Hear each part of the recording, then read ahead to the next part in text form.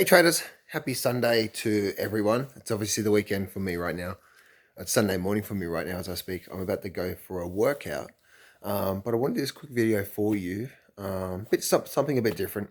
Um, I want to share two quick stories with you to maybe give you some things to think about in your own life and the way that I see things as well too. And hope you guys get to know a bit more about me as a person as well too. The first thing I want to share with you is a quick story. Yesterday, my daughter recently turned 16, Bianca, and she's a bit of a daredevil like me, or she's a bit of a she wants to push life like me, right? She just doesn't want to sit in the comfort zone. She gets bored really easy. She likes to go do things, right? Concerts and, what I mean, partying and all that sort of stuff. I'm not the party guy. I used to be. Actually, no, not really. That's a lie. That's a lie. I never used to be a party guy. I always used to be. Yeah, anyway. So the whole thing about reason why they are is because she just recently turned 16. She's legally allowed to go skydiving. And so I booked tickets for her and I yesterday to go skydiving. And it was just such a fulfillment, such a blessing, like I just sit here and I look at, as a father, right? And I see her, she's 16 and I look at her, you know what I mean? And it's like, and I get so, and I picture this right now because yesterday, it was literally just yesterday. It's about 7 o'clock in the morning or 6:30 in the morning for me right now. It was 12 midday yesterday on Sunday. It's Sunday morning where we are now, right? And it was midday and we're getting ready and I bought her one of the top packages that was photos of the whole thing. That was the camera. So the person jumping would also record her, but I also paid for an external person to jump out with her to record her facing on. So there's another person out there recording coming on like that. And that was one of the big package for her. And I thought, this is her 16th birthday, right? So what an incredible thing for her to look back on. And it was so amazing too, because the recording was at the start. It was saying, hey, this is me and my daughter, Bianca. It was her recording, but it's me and her at the start.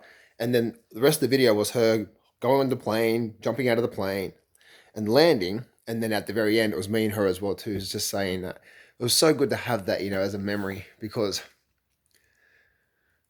I know when she's 25 and, maybe 20, she'll be able to bring that up. Like, oh, there's me and dad, right? And one day I'm going to pass away. And I'm not going to be here anymore. And the most amazing thing for those two things is the most amazing thing for what happened yesterday was I'm so proud, I'm so grateful that I had the opportunity to do that for her, that she wanted to do that. And that that they actually got me and her in the actual camera at the start and at the end as well too. And it was just a blessing. And I can just sit here. My hand's getting sore. I could just sit here picturing, and I'm sitting here on the plane, and I'm to the right side of the plane, and I'm a second behind the door. So we're right at the front of the plane, a second behind the door, and to the left, just in front of me, is my daughter Bianca. And the good thing about that was, even in the middle of the plane, as we're going up, the external guy, because it's the guy who's jumping with my daughter, who's doing the parachute, and then there's the external guy who's also doing the recording. He was also recording the whole thing. It was just an amazing thing. And the good thing was that I could just sit here, and I'm sitting to the right side of the plane. She's sitting to the left side of the plane, and she's just in front of me. And I'm just sitting there looking at her, and I'm like moments, right? Moments. And sometimes I was talking about this with some of my inner circle members, just literally when the market closed on Friday, which is Saturday morning my time. And I was saying to him that, like, we can chase this thing money, right? But there's these moments in life, just no amount of money, you know what I mean? Like, in the last 60 days, I've made a lot of money from trading, right? Especially my last two trades, I've just made a lot of money. But no amount of money that I've made from my own personal trading, and I've made a lot of money. I've been so grateful. I've been blessed by God by have some really good trading opportunities, but also be able to manage these trades properly. And to be able to see my daughter go through that process there, it was truly amazing. And so we did the whole jump and so on and so forth. And I was thinking about this, and we are talking about this on the way down there actually. And then her mother, which we're no longer together, but her mother didn't want her to jump.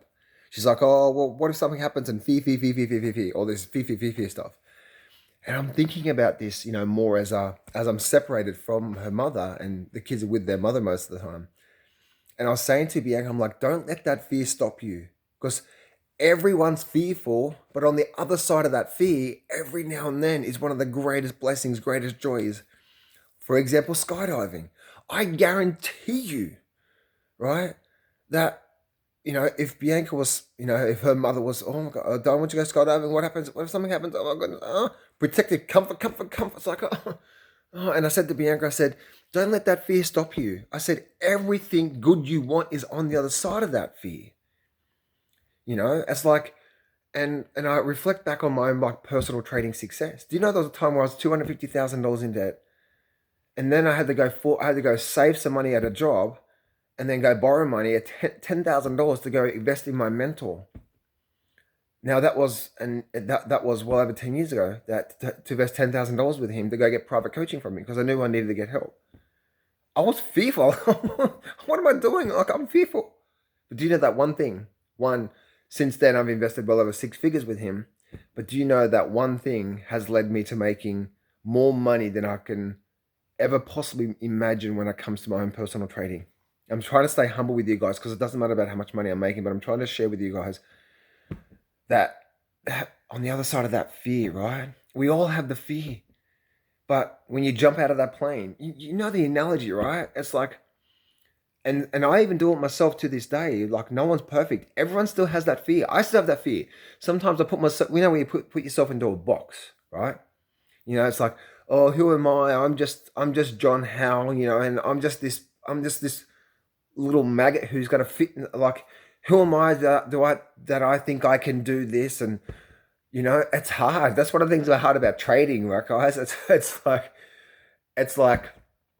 oh, you gotta the strategies and the techniques and all that sort of stuff, yes, and learn the process, yes, but we've got to get out of our own way, thinking, who am I to think that I can make $100,000 a year trading half an hour a day? Who do I think I can make $500,000 a year trading a few hours a day? Who do I think I can make a 7-figure yearly income, looking at the market a few hours a day? That's possible, right? It's there. And if you go down the path, if you look at it, you're only 10 doubles away, starting from $1,000.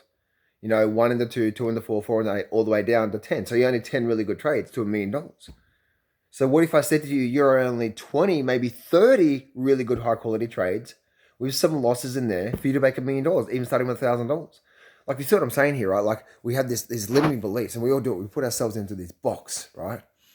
And so there's another story I wanted to share with you, but I'll share that story with you a bit later on. But this whole thing, I really wanted to share with you guys that we all have this fear, right? We all have this fear, and I'm just really worried about my boys, because I got 2 boys, 14 and 17 years of age. And I was talking to my 17-year-old son when I dropped my daughter off at her mum's yesterday, and I was talking to my older son Curtis. He's 17. He's like, "No way, Dad, I'm never doing that," right? And it's like all that sort of stuff. You know what I mean? It's like, no, I'm gonna do that. I'm like, oh, boys. And like, even from my mother's perspective, my mother's like, no, their mother perspective, it's like, she doesn't want to, oh my goodness, what if something goes wrong? I'm thinking, my boys need that. Do you know how much shit I've had to go through? We've all had to go through some stuff, right?